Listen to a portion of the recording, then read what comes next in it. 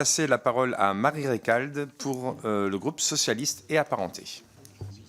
Merci Monsieur le Président Amiral. J'ai grand plaisir à vous retrouver avec le souvenir d'un séjour avec la Commission de la Défense en 2016 sur le porte-avions que vous commandiez à l'époque. Et donc, c'est avec plaisir de vous retrouver. Alors, beaucoup de choses ont d'ores et déjà été dites et des questions posées, mais la pédagogie, la répétition étant la base de la pédagogie, nous allons revenir sur un certain nombre de points et vous ne serez pas surpris. On a déjà dit que le conflit ukrainien a permis à notre pays et au-delà de notre pays de faire revenir l'industrie de la défense en économie de guerre, mais le passage à une économie de guerre, et vous nous l'avez dit, Amiral, s'avère difficile. Et le pays, aujourd'hui, notre pays est confronté à des réalités industrielles qu'on a trop longtemps ignorées et on y est. Et les différentes dimensions d'une économie de guerre, aujourd'hui, ne sont pas réunies en France, pas plus qu'en Europe, je le crois. Mais j'aimerais vous entendre là-dessus. Il n'existe pas de mobilisation massive de la population, ça a été dit par mon excellent collègue à l'instant. La taille des armées et l'ampleur des opérations n'ont pas amené un niveau de dépenses supérieur à 5% du PIB, ce qui fait de la défense un acteur marginal, je n'ai pas peur de le dire, de l'économie. Et enfin, il n'existe pas d'industrie mobilisable de taille suffisante au service des armées. Irait-on jusqu'à parler, comme le fait Renaud Bellé, chercheur à la Fondation de la recherche stratégique, d'une industrie bonsaï pendant d'une armée échantillonnaire? Peut-être n'irons-nous pas jusque-là, mais la question mérite d'être posée.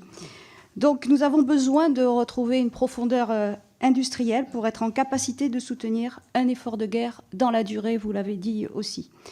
Plusieurs questions. Cela peut-il impliquer de réévaluer nos besoins en termes de puissance du matériel, d'adapter nos marchés publics et privés aussi, pourquoi pas, et de chercher en priorité du matériel made in France ou made in Europe, et vous voyez à quoi je fais allusion. Quel regard portez-vous, Amiral, sur une politique de commande publique européenne et sur une défense de l'Europe? Je n'ose parler d'Europe de la défense. Merci. Pardon. Et j'avais une dernière question, mais vous y avez répondu en grande partie, mais qui concerne nos sous-traitants et comment consolider le marché des sous-traitants. Merci, chers collègues. Vous avez la parole, Amiral. Merci, merci Madame la députée. Effectivement, lorsqu'on dit que l'industrie n'est pas mobilisable au profit des armées, en fait, je pense qu'il y a eu un réel effort de la part de l'industrie pour produire. Le ministre a fait quelques arrêtés, non pas de réquisition, mais en tout cas de demander aux entreprises de disposer de stocks stratégiques. Parce qu'en fait, une partie de l'économie de guerre, pour nous, les armées, c'est la capacité à accélérer. En fait, on doit pouvoir, nous, notre travail, ça va être d'encaisser le premier choc, et ensuite, pendant que derrière, l'économie de guerre, mais là, pour le coup, au sens propre, se met en route pour augmenter les capacités. Donc, effectivement, tout le débat, c'est d'avoir cette capacité d'accélération et qu'elle soit bien dimensionnée.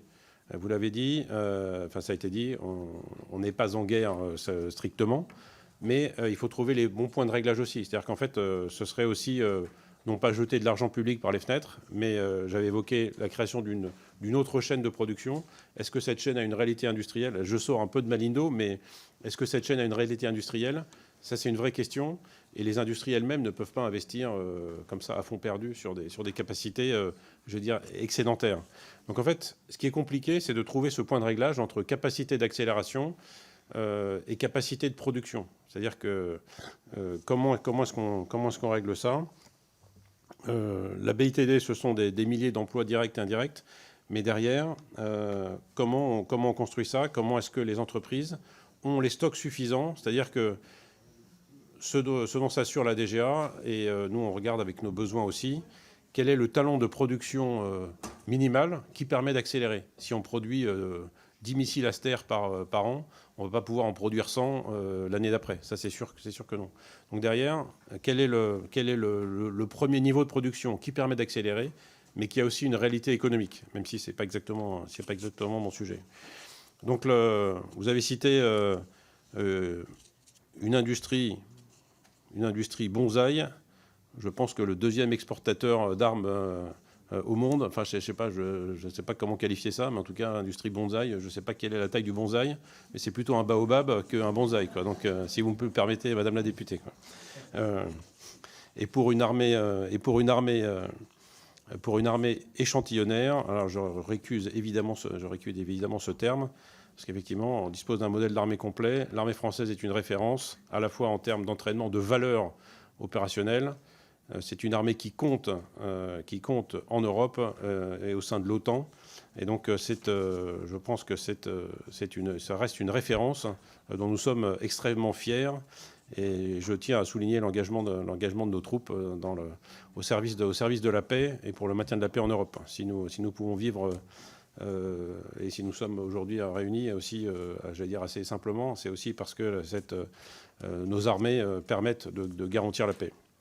Bon, vous avez parlé d'adaptation des marchés publics et des marchés français ou européens. Vous le savez, c'est un des combats que nous menons. Les armées sont aussi investies dans l'Agence de l'économie de défense, en fait, qui est l'organisme dans lequel la voix des États membres peut être portée. Donc c'est extrêmement important. Donc on suit avec attention le développement des fonctions du commissaire à la défense, commissaire européen à la défense. Mais donc l'Agence européenne de défense, c'est l'agence capacitaire, donc qui permet de développer les capacités européennes, où la voix des États membres est portée et où les États membres ont des actions directement. Donc on est extrêmement investi dans ces domaines-là. Il y a plein de projets en Europe pour ce développement capacitaire. On est bien sûr directement impliqué dans tous ces domaines-là. Et vous le savez, la France a demandé à ce que les investissements européens ne puissent pas échoir à des projets où il y ait moins de 65%.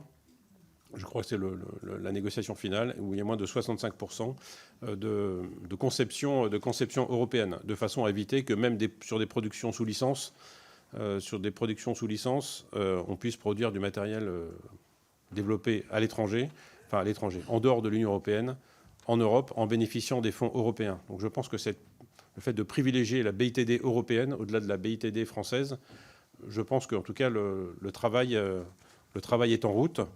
Vous le savez, ce n'est pas un travail immédiat, mais je pense que c'est assez vertueux. Et la France, vous le savez, s'est beaucoup battue pour garder ce seuil significatif de conception européenne pour bénéficier de fonds européens. Merci, Amiral. La parole est à Damien Girard pour le groupe Écologie.